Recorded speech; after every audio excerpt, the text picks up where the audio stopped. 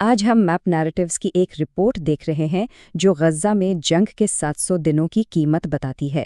تو آئیے ان کے پیش کردہ دعووں اور اعداد و شمار کی گہرائی میں چلتے ہیں اور سمجھتے ہیں کہ آخر ہوا کیا ہے۔ تو کہانی شروع ہوتی ہے اس ایک عدد سے 700۔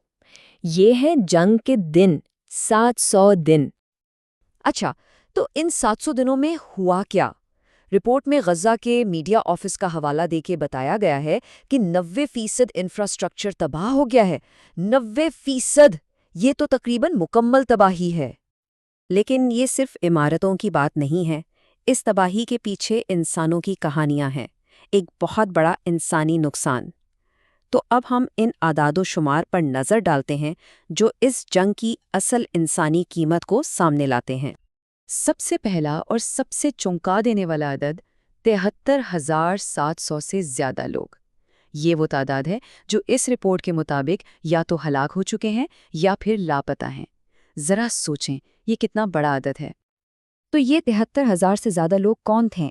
جب ہم اس عدد کو توڑ کر دیکھتے ہیں تو جو تصویر سامنے آتی ہے وہ واقعی بہت تکلیف دہ ہے۔ اس رپورٹ کے مطابق ان میں 20,000 بچے اور 12,500 خواتین شامل ہیں۔ بات یہیں ختم نہیں ہوتی، معاملہ اور بھی سنگین ہو جاتا ہے جب رپورٹ یہ بتاتی ہے کہ 2,700 پورے کے پورے خاندان سول رجسٹری سے ہی مٹا دیے گئے۔ اس کا مطلب ہے کہ ان خاندانوں کا کوئی نام و نشان باقی نہیں رہا، پوری نسلیں ختم ہو گئیں۔ اور دیکھیں، یہ نقصان صرف عام شہریوں کا نہیں تھا۔ رپورٹ میں بتایا گیا ہے کہ وہ لوگ بھی نشانہ بنے جو معاشرے کو چلا رہے تھے، جیسے کہ 1,670 میڈیکل ورکرز، 248 صحافی، 139 سول ڈیفنس کے لوگ اور 173 میونسپل سٹاف۔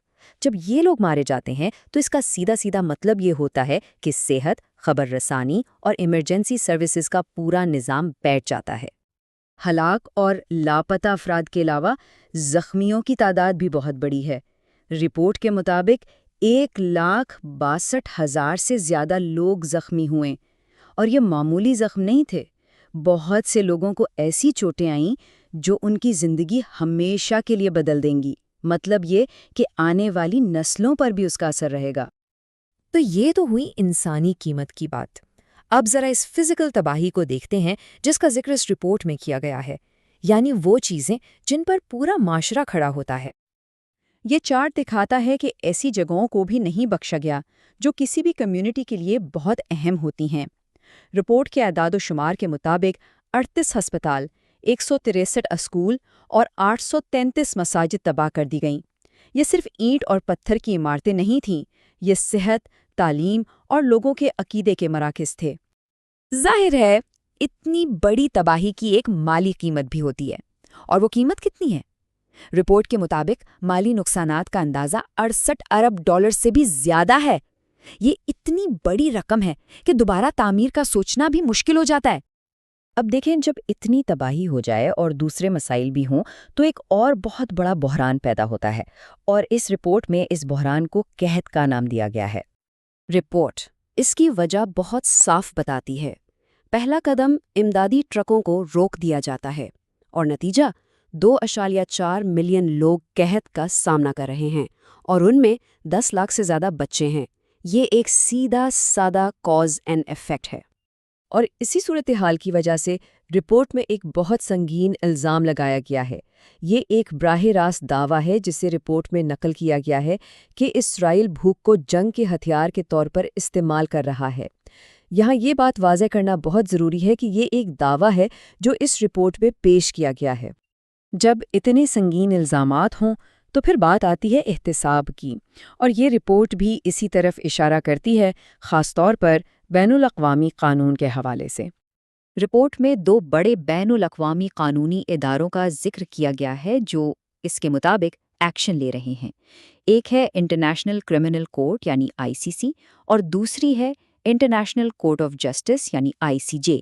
اور دعویٰ یہ ہے کہ یہ دونوں ادارے اسرائیل پر جنگی جرائم اور نسل کشی کے الزامات کے تحت کارروائی کر رہے ہیں۔ تو یہ سمجھنا ضروری ہے کہ یہ الفاظ کتنے سنگین ہیں۔ جنگی جرائم اور نسل کشی، یہ بین الاقوامی قانون میں سب سے سنگین الزامات مانے جاتے ہیں، اور یہ رپورٹ بتا رہی ہے کہ یہی وہ الزامات ہیں جو اسرائیل کی قیادت پر لگائے جا رہے ہیں۔ تو میپ نیریٹیوز کی اس رپورٹ میں جو کچھ پیش کیا گیا ہے وہ تمام اعداد و شمار اور دعوے ایک بہت ہی بھیانک تصویر دکھاتے ہیں، اور یہ سب کچھ ہمیں ایک آخری اور بہت اہم سوال کے ساتھ چھوڑ جاتا ہے کہ جب پوری دنیا یہ سب دیکھ رہی ہے تو پھر احتساب کی شکل کیا ہوگی؟